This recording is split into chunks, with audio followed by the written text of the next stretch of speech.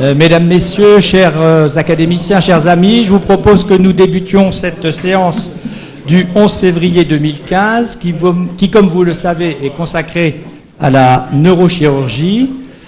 Je passe d'emblée la parole à notre nouveau secrétaire annuel qui inaugure aujourd'hui ses fonctions, Philippe Topard d'Angers, pour la synthèse de la session précédente. Philippe. Mesdames, Messieurs, Monsieur le Président, il y a donc 2 semaines en préambule de la session animée par la SFCE, nous avons reçu Ciro Esposito, présenté par Philippe Montupet, et qui nous a montré l'avantage de la voie d'abord célioscopique classique par rapport à la rétropéritonéoscopie dans le traitement des duplications du haut appareil urinaire.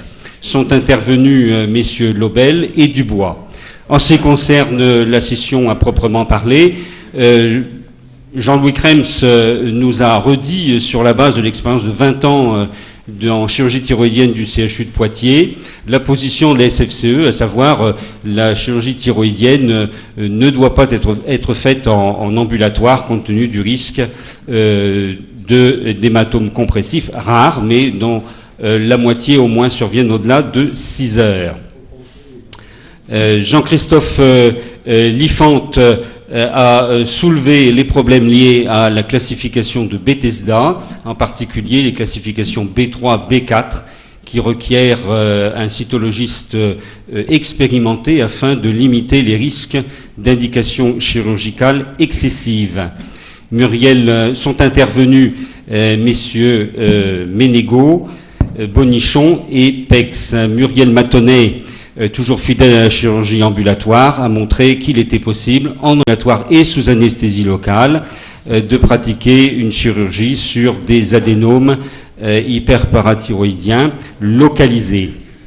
Sont intervenus messieurs Chapuis, Bonichon et votre serviteur. Pierre Goudet, à propos des NEM 1, nous a rappelé bien entendu qu'il s'agit d'une pathologie multifocale, en particulier au niveau du bloc duodéno-pancréatique et surrénalien, et que finalement la morbidité de cette pathologie était surtout liée aux conséquences de la maladie elle-même sur l'appareil sécrétoire et relativement peu liée aux pratiques chirurgicales.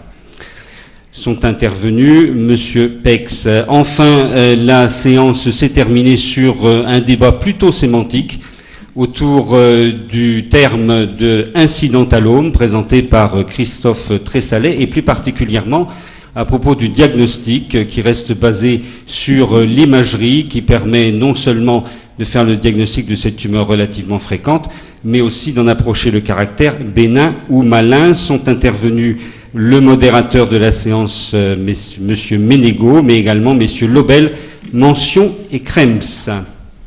Merci. Très bien. Est-ce qu'il y a des commentaires, des questions par rapport à ce procès-verbal? Non, très bien. Merci Philippe. Le procès-verbal est adopté. Je donne maintenant la parole à notre secrétaire général qui va nous faire sa première déclaration, qui est assez longue, je crois, mais il va aller assez vite. Bonjour à tous. Quelques informations.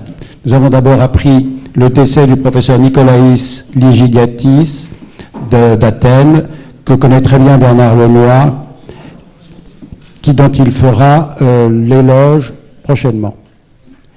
Nous avons eu communication également de 2 ouvrages, l'un de Daniel Loisance, intitulé « Histoire de cœur en Birmanie » aux éditions Fiacre, et l'autre de Xavier Riot, intitulé « Chirurgie dentaire et nazisme » aux éditions de l'Harmattan.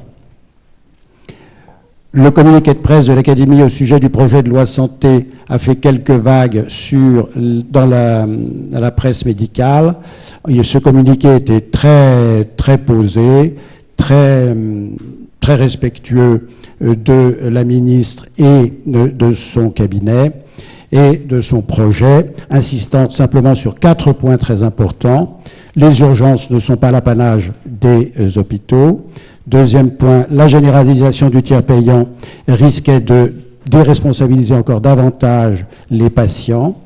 Troisièmement, le renouvellement des autorisations d'équipements lourds risquait de pénaliser les établissements privés de grande qualité en fonction de choix discutables des ARS. Enfin, la démarche de réduction des dépenses de santé, en donnant notamment à des infirmières cliniciennes davantage de responsabilités, était décrite avec beaucoup d'emphase, sans prévoir leur financement de départ.